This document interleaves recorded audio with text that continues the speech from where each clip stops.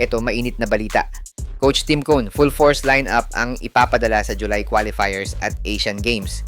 Sino kaya ang napapabalitang anim na reinforcement na balak isama sa pool? Yan ang mga pag-uusapan natin ngayong araw. Pero bago yan, like and subscribe lang mga kabady para sa latest basketball news and highlights.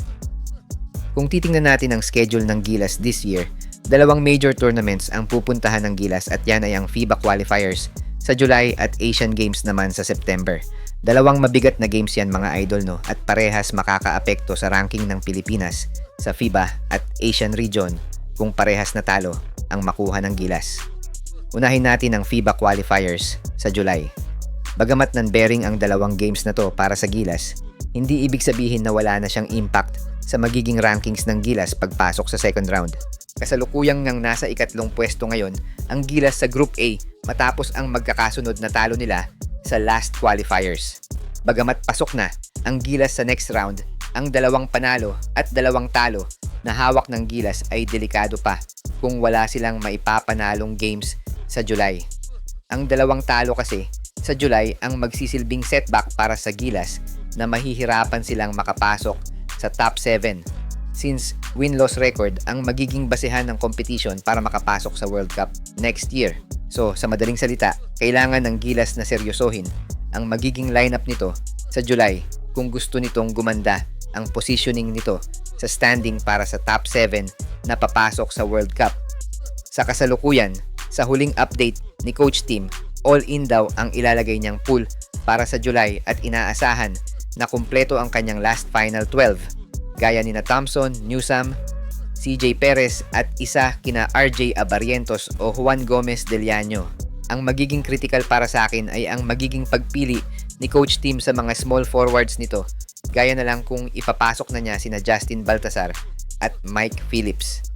Malaking adjustment yan kung sakali dahil alam naman natin na recently ay mas priority ni CTC ang kanyang original 12 kesa magpasok ng mga bagong players sa pool. Pero if available naman sina Baltazar at Phillips, why not ipasok na agad sila at gamitin? At baka sila pa ang maging X-factor ng Gilas kontra sa Australia at Tall Blacks, di ba? Pagdating sa mga bigs, wala naman magiging problema sa frontline nito since available naman sina QMB at Edu para bumalik sa national team. And honestly, mga idol, I don't think Kai will play sa July qualifiers since buhay pa yung rumors about his participation sa Summer League. Pero if wala talagang Kai Sotto sa July, I guess meron pang one last push para kay Junmar disqualifiers. And if maging available si Kai after July, then sana makasama na siya sa final round ng qualifiers. Iniisip ko nga na baka sinadya talaga ng Gilas na itago si Kai for next round since yun talaga ang mga magiging critical na games.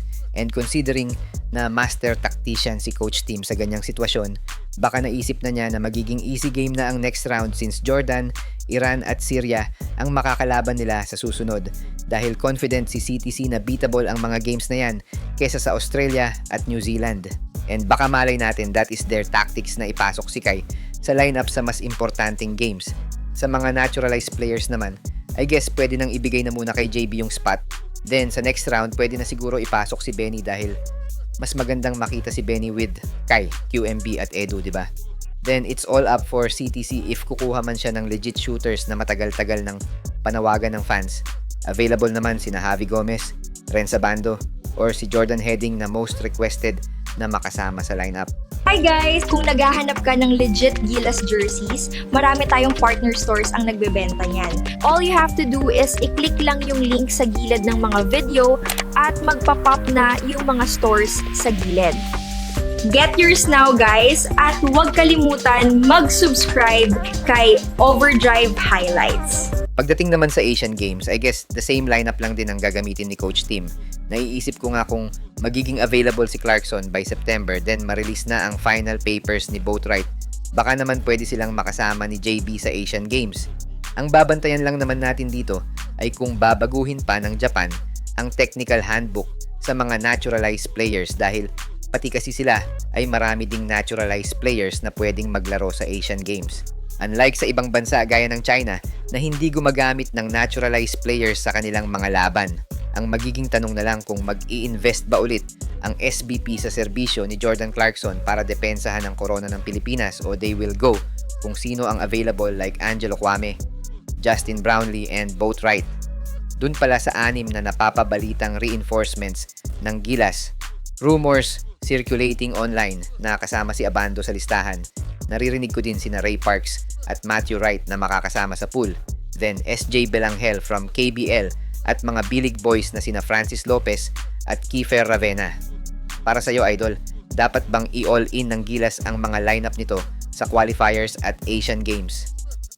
Sa mga gusto pala manood ng laban ng Gilas sa FIBA World Cup qualifiers nang walang delay at free for life, magbibigay po kami ng free live streaming link. All you have to do is i-like lang po ang aming Facebook at YouTube channel para mabigyan po kayo ng unlimited access sa mga sports games sa buong mundo.